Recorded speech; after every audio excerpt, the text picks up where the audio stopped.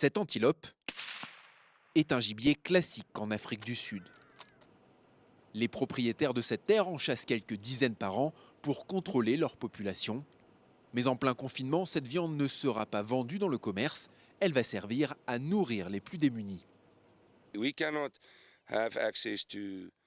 On ne peut pas avoir tout ce qu'on a ici et laisser des gens à 2 pas d'ici avoir faim, alors qu'ils ne sont pour rien dans cette situation.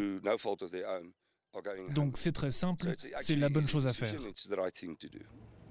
Ces bons samaritains parlent sous couvert d'anonymat car ils veulent éviter d'attirer l'attention des autorités locales. Leur crainte, complications administratives, récupération politique ou même corruption. L'animal est ensuite préparé dans cette boucherie dont le propriétaire est à l'origine des distributions de nourriture. On ne veut pas d'interférence. Ça fait 20 ans qu'on distribue de la nourriture. En ce moment, on donne de la viande.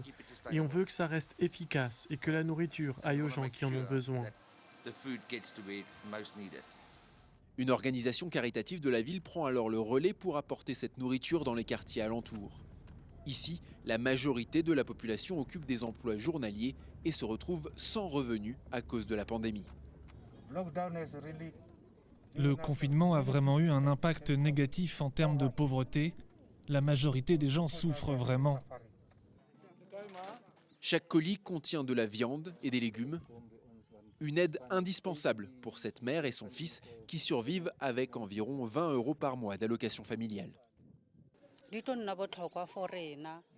Cette nourriture nous permet de survivre.